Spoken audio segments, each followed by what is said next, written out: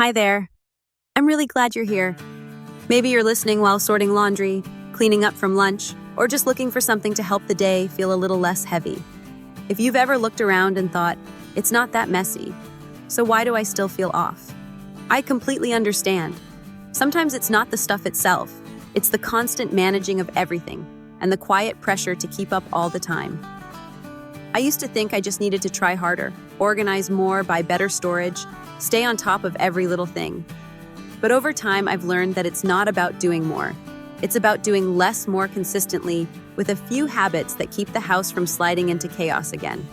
In this video, I'm sharing 10 daily things that help my home stay clean and calm without having to deep clean every weekend. They're small shifts, but they've changed how I feel in my space. Let's start with the first one. It's simple, but it made a bigger difference than I expected. It sounds so small, but the day I decided to clear my kitchen counters, everything changed. No matter how clean the floor was or how organized the drawers were, the kitchen still looked busy, until I realized the clutter wasn't in the mess, it was in the machines. The air fryer, the blender, the rice cooker. None of them were dirty, but all of them were always sitting there taking up space, reminding me of chores I hadn't done. So I started putting them away. Now I only leave out the kettle and the toaster things I use every single day. The rest go into cabinets. It takes a few extra seconds to pull them out, but the calm I feel every time I walk into the kitchen, worth it. It no longer looks like I'm in the middle of something. It looks like the day has room to begin. By the way, tomorrow I'm sharing more quick, realistic cleaning habits that actually stick. So if this kind of content helps you breathe a little easier, feel free to follow along. Let's move to something even smaller, a habit that takes 10 seconds but makes your whole bathroom feel cleaner. There's something about a bathroom sink. It can be technically clean but still feel gross. Water splashes dried on the faucet, a couple stray hairs, a bit of toothpaste, someone didn't rinse properly.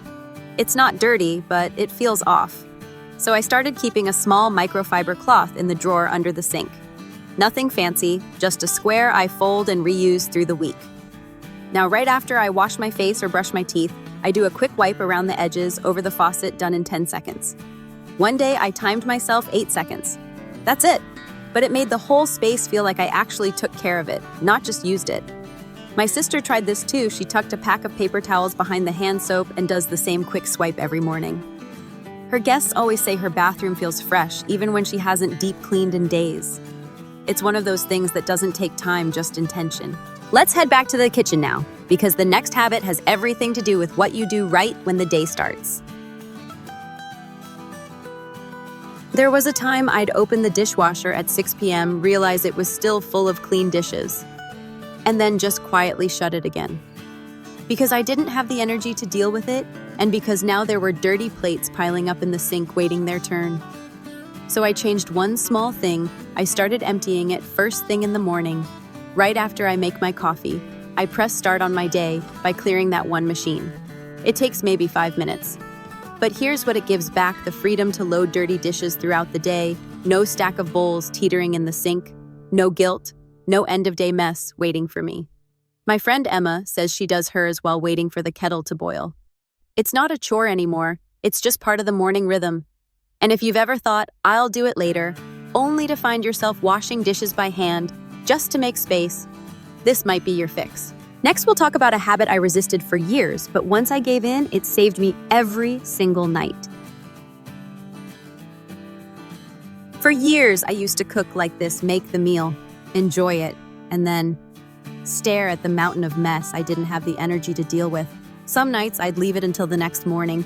Other nights, I'd clean up while already full tired and frustrated, and it just made everything feel heavier. Now I clean during. If I'm boiling pasta, I'll wash the cutting board. If something's simmering, I'll wipe the counter and put the knife in the dishwasher. If I open a can of tomatoes, I toss the can right away instead of setting it down for later. One night, I finished cooking and realized there were only 2 plates and a pan left to clean. And I remember thinking, why didn't I do this sooner? A friend of mine keeps a little saying taped inside her cupboard: if you have time to scroll, you have time to rinse. She's not wrong. This isn't about perfection. It's about finishing dinner and knowing the kitchen won't ask more of you later. And once dinner's done, the next habit makes sure your whole space stays clear without needing to tidy every 5 minutes. This one sounds obvious, but let's be honest, it's the first thing we skip when we're tired. You grab the scissors to open a package and leave them on the counter. You take a hoodie off the chair, wear it for 5 minutes, and then toss it back, not in the closet, just somewhere. I used to do this with everything. Just little things, charger cords, lip balm, coffee mugs, that one pen I swore I'd put back later. But by the end of the day, the house looked like it had quietly exploded around me. So I started following one rule: if it takes less than 30 seconds to return to its place, I do it now. One night, I timed myself. I put the book back on the shelf, put the tea mug in the sink, threw a receipt into the bin, and straightened a chair. It took 2 minutes total, but it saved me 20 minutes of catch-up cleaning later. A friend of mine keeps a little tray by her front door. The rule is, keys, mask, wallet, always back on the tray. She says it cut her morning stress in half. Clutter isn't always about stuff, sometimes it's about delay. And when we stop postponing the little things, the house stays lighter without more effort. Next up, let's talk about the one place where little things matter most: the floor. Even when the rest of the room is tidy, if the floor feels dirty, everything feels off. You walk barefoot and step on crumbs. You spot dust gathering in the corners. It's not dramatic, but it nags at you all day. So I made it part of my daily rhythm. A quick floor reset, not a deep clean, just a 5-10 minute sweep or vacuum of the main area's kitchen hallway and whatever space I'm moving through the most that day. Some mornings I grab the broom and go over the high traffic zones. Other days I let the robot vacuum run while I make tea or answer emails. It's not about cleaning everything, it's about keeping the space from ever reaching that tipping point where it feels out of control. One friend of mine keeps a small spray mop tucked behind her pantry door. After dinner, she does a 3-minute pass across the kitchen floor while waiting for the dishwasher to finish its cycle. Clean floors don't just look better, they feel better. They give you a sense that the house is under control even when life isn't. And speaking of starting the day right, let's talk about the one habit that quietly changes the entire tone of your morning. It's such a small habit, but it changed everything. The moment I started taking my shoes off right at the door, I noticed 2 things. The floors stayed cleaner, and I felt more at ease the second I walked in. Before that, I used to walk through the house in my outside shoes, not thinking about it. Just tired, distracted, bringing in whatever the day left on my soles. Dust, tiny gravel, that blackish grime from wet sidewalks. Now I have a pair of soft, indoor slippers right by the entrance. And there's a little basket for guests too, with clean pairs if they want them. It's not about rules. It's about how it feels to walk into your home and know it's a space that doesn't carry the outside world in with you. One friend of mine keeps a small bench and shoe tray right by her door. Her routine: sit down, slip off the shoes, breathe, reset. It's not just cleaner, it's calmer. This one habit cuts down how often I need to mop by a lot. But more than that, it quietly reminds me that home is where I get to slow down.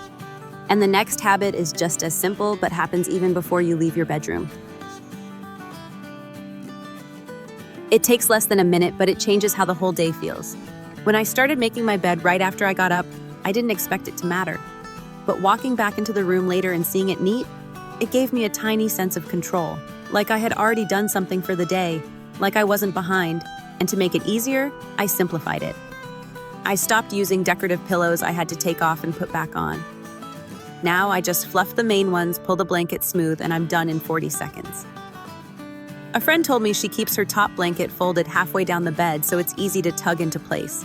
She says even on rushed mornings, she can still reset the room before walking out. This habit doesn't make the rest of the house clean, but it gives your brain a win, and sometimes that's the only momentum you need. Now let's step out of the bedroom and into the living room, where one small shift can change how the whole space feels. There's something about a messy couch that throws off the whole room. Even if everything else is fine, no dishes out, no clutter. If the pillows are slouched and the blanket is halfway on the floor, it just looks like no one's in control.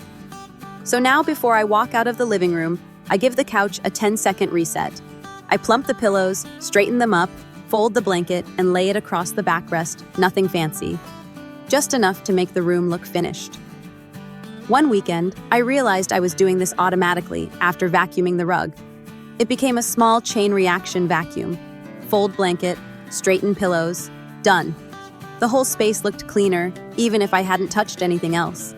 A friend of mine actually puts a little reminder card in her coffee table drawer that just says, "Leave the room ready." It's her way of making peace with the space before she moves on to the next thing.